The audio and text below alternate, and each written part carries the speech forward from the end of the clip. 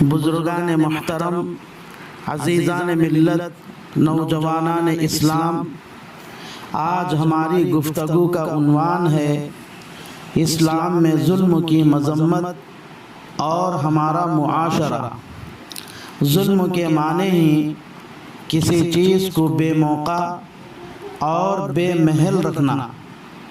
یعنی جس چیز کی جو جگہ یا محل ہے اس کو اس جگہ یا محل میں رکھنے کے بجائے کسی اور جگہ رکھنا۔ اس معنی کے اعتبار سے جو کام جس جگہ ہونا چاہیے اس جگہ نہ کرے تو اس کو بھی ظلم کیا جائے گا، اور جس وقت ہونا تھا اس وقت نہ ہو بلکہ کسی اور وقت میں کرے تو اس کو بھی ظلم کہا جائے گا۔ اسی طرح جو کام جس طریقے سے ہونا چاہیے اس طریقے سے نہ کرے تو اس کو بھی ظلم کہا جائے گا۔ ظلم بہت بری چیز ہے۔ اسلام میں زور زبردستی، ظلم اور ناانصافی کو حرام قرار دیا گیا ہے۔ ظلم کا نقصان آدمی کو دنیا میں بھی ہوتا ہے اور آخرت میں بھی ہوتا ہے۔ کل قیامت کے دن ہر آدمی کو اپنی منزل یعنی جنت میں جانے کے لیے ایک روشنی کی ضرورت ہے۔ اس روشنی کی وجہ سے آدمی بآسانی اپنی منزل یعنی جنت میں پہنچ جاتا ہے، اور اللہ قیامت کے دن وہ نور اور روشنی ہر ایمان والے مسلمان کو عطا کریں گے۔ چنانچہ ارشاد خداوندی ہے، نورہم یسعی بین ایدیہم و بایمانہم۔ قیامت کے دن ایمان والوں کا نور ان کے آگے آگے اور دائیں طرف دوڑتا ہوا ہوگا، جس کی روشنی میں وہ اپنی منزل کو پائیں گے، لیکن ظالم لوگ اس نور سے محروم رہیں گے، جس کی بنا پر ان کے لیے اندھیرا ہی اندھیرا ہوگا۔ چنانچہ بخاری اور مسلم میں حضرت عبداللہ ابن عمر رضی اللہ تعالی عنہما کی روایت ہے، فرمایا رسول خدا صلی اللہ علیہ وسلم نے، الظلم ظلمات یوم القیامہ، ظلم کرنا قیامت کے دن اندھیروں کا ذریعہ بنے گا۔ اس حدیث کا مطلب یہ ہے کہ آدمی دنیا میں اگر کسی پر ظلم کرے گا تو وہ قیامت کے دن میدان حشر میں اندھیریوں میں اس طرح گھرا ہوا ہوگا کہ وہ نور سے محروم ہو جائے گا۔ دنیا میں دیکھا جاتا ہے کہ زور زبردستی کرنے والا، ظلم و زیادتی کرنے والا بڑے شان و شوکت کے ساتھ نڈر ہو کر پھرتا ہے۔ کبھی بظاہر اس کی عزت، عہدے، مال و دولت بھی بڑھتا ہوا دکھائی دیتا ہے۔ یہ اس کی ترقی نہیں ہے، بلکہ یہ اللہ کی طرف سے اس ظلم کرنے والے کے لیے یہ قسم کی ڈھیل ہوتی ہے، تاکہ یہ ظالم اپنے ظلم میں انتہا کو پہنچ جائے، اور جب اس ظلم کرنے والے کا ظلم کا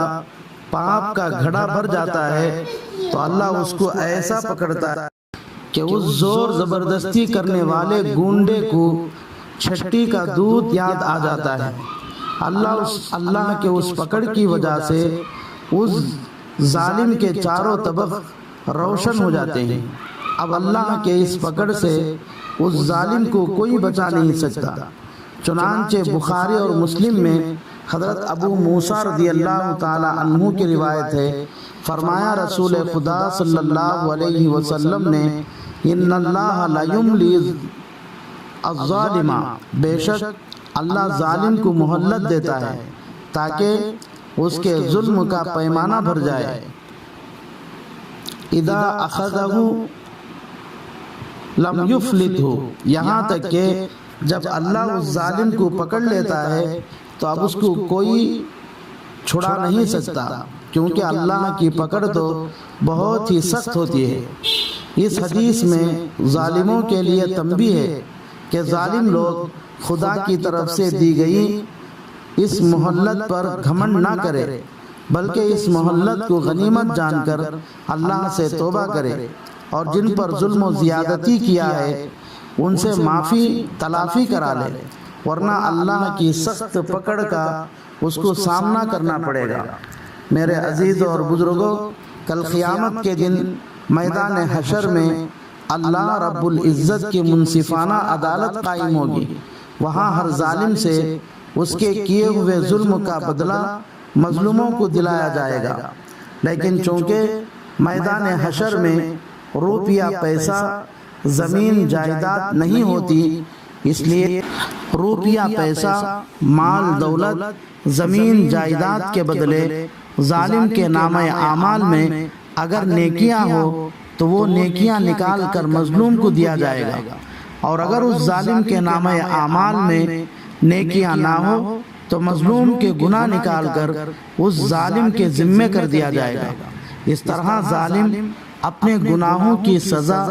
دوزخ میں پانے کے بعد بھی مظلوم کے گناہوں کی سزا بھی پائے گا۔ چنانچہ بخاری شریف میں حضرت ابو ہریرہ رضی اللہ تعالی عنہ کی روایت ہے، رسول اللہ صلی اللہ علیہ وسلم نے ارشاد فرمایا، من کانت لہ مظلمۃ لأخیہ من عرضہ او شیء، جو شخص اپنے کسی بھائی کا حق مارا ہو، خواہ وہ حق غیبت کا ہو یا اور برائی کرنے کا ہو، یا جسمانی اور روحانی تکلیف پہنچانے کی صورت میں ہو، یا اس کو بے عزت کرنے یا ذلیل اور رسوا کرنے کا ہو، یا کسی بھی طرح کا حق مارا ہو، فَلْيَتَحَلَّلْهُ مِنْهُ الْيَوْمِ قبل أَنْ لَا يَكُونَ دِينَارٌ وَلَا دِرْهَمٌ، اس کو چاہیے کہ وہ دنیا ہی میں جس کا حق مارا ہے اس سے معافی کرا لیں، کیونکہ قیامت کے دن اس کا حق واپس کرنے کے لیے نہ دینار ہوں گے نہ درہم۔ ان کان لہ عمل صالح اخذ منہ بقدر مظلمتہ، بلکہ ظالم کے پاس اگر نیک عمل ہو تو اس کو لے کر مظلوم کو دیا جائے گا۔ وَإِن لَمْ تَكُنْ لَهُ حَسَنَاتٌ اخذ منہ من سیئات صاحبہ وحمل علیہ، اور اگر ظالم کے پاس نیکیاں نہ ہو تو مظلوم کے گناہ نکال کر ظالم کو دیا جائے گا۔ انسان تو انسان قیامت کے دن اللہ تبارک و تعالی جانوروں سے بھی بدلہ دلائے گا۔ رسول اللہ صلی اللہ علیہ وسلم نے ایک مثال دیتے ہوئے فرمایا کہ دنیا میں اگر کوئی بے سینگ بکری پر سینگ والی بکری ظلم کرے تو اللہ کل قیامت کے دن اس کا بدلہ بھی دلائیں گے۔ دنیا میں جس بکری کے سینگ تھے اس کو قیامت کے دن بے سینگ اٹھائیں گے، اور دنیا میں جس بکری کے سینگ نہیں تھے اس کو قیامت کے دن سینگ کے ساتھ اٹھائیں گے اور بدلہ دلائیں گے۔ چنانچہ مسلم شریف میں حضرت ابو ہریرہ رضی اللہ تعالی عنہ کی روایت ہے، حدیث کے الفاظ سماعت فرما لیں، قال رسول اللہ صلی اللہ علیہ وسلم لَتُؤَدَّنَّ الْحُقُوقَ إِلَىٰ أَهْلِهَا يَوْمَ الْقِيَامَةِ حَتَّى يُقَادَ لِلشَّاةِ الْجَلْجَاءِ مِنَ الشَّاةِ الْقَرْنَاءِ۔ اب غور کرنے کی بات یہ ہے کہ جب سینگ والی بکری سے بے سینگ والی بکری کو قیامت کے دن ظلم کا بدلہ دیا جائے گا تو پھر اپنی طاقت اور قوت کی وجہ سے ظلم کرنے والے، مال و دولت کے نشہ میں ظلم کرنے والے، عہدے اور کرسی کی وجہ سے ظلم کرنے والوں کا کیا حال ہوگا۔ اس لیے ظلم و زبردستی کرنے سے